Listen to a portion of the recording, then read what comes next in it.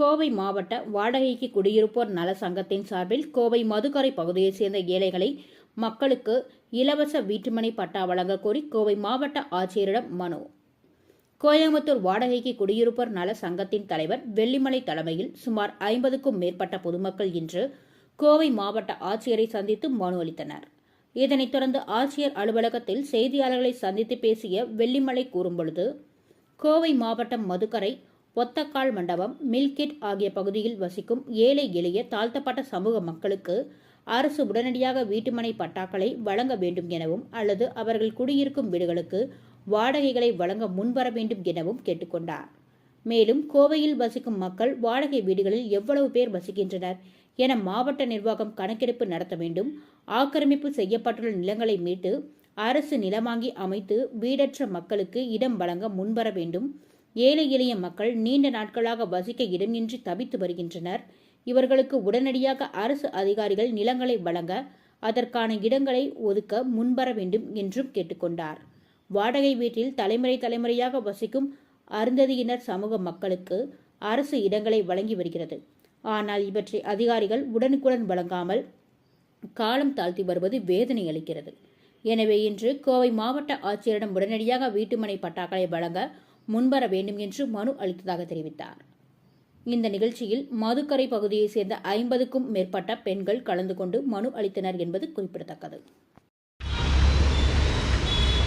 7/10/2024 இன்றைய தினத்தில் மதுக்கரை வட்டம், ஒத்தக்கால் மண்டபம், மில்கேட் பகுதி மக்கள் இலவச வீட்டுமனை பட்டா கேட்டு பலமுறை கோயம்புத்தூர் மாவட்ட கலெக்டரிடம் மனு கொடுத்தும் எந்தவித பலனும் அவர்களுக்கு கிடைக்காததால் இன்றைக்கு கோயம்புத்தூர் வாடகை வீடு குடியிருப்போர் நலச்சங்கத்தின் சார்பில் எனது தலைமையில் இன்றைக்கு உயர்திரு கோவை மாவட்ட ஆட்சித்தலைவரை சந்தித்து மனு கொடுத்திருக்கிறார்கள். கொடுத்த மனுக்களை உயர்திரு கோவை மாவட்ட வருவாய்த்துறை அதிகாரி அவர்கள் வாங்கியிருக்கிறார்கள். இந்த மனுக்கள் மீது உரிய விசாரணை செய்வதாக இன்றைக்கு சொல்லியிருக்கிறார்கள். முதலில் கோவை மாவட்ட வருவாய்த்துறை அதிகாரிகளுக்கு கோயம்புத்தூர் வாடகை வீடு குடியிருப்போர் நலச்சங்கத்தின் சார்பில் நன்றி கலந்த வணக்கத்தை தெரிவித்துக் கொள்கிறோம்.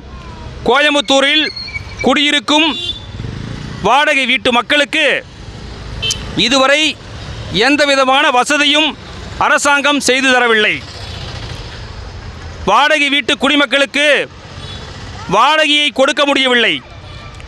ஒரு பக்கம் நிதிச்சுமை, ஒரு பக்கம் வேலை இல்லை.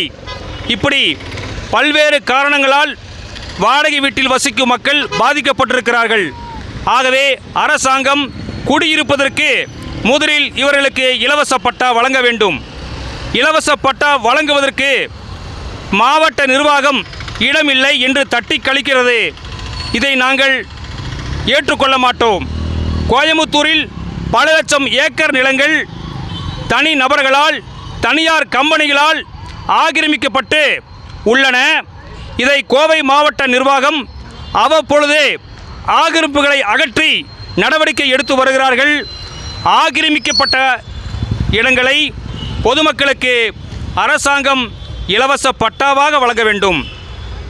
மாவட்ட நிர்வாகம் எங்கெங்கெல்லாம் தனியார் துறைகள், தனியார் கம்பெனிகள் எல்லாம் அரசாங்கத்தினுடைய புறம்போக்கு நிலங்களை எல்லாம் ஆக்கிரமித்து இருக்கிறார்களோ அங்கெல்லாம் மாவட்ட நிர்வாகம் தலையிட்டு ஆக்கிரமிப்புகளை எடுத்துக்கொண்டு ஏழை எளிய தாழ்த்தப்பட்ட வீடில்லாத மக்களுக்கு உடனடியாக இலவச பட்டா வழங்க வேண்டும்.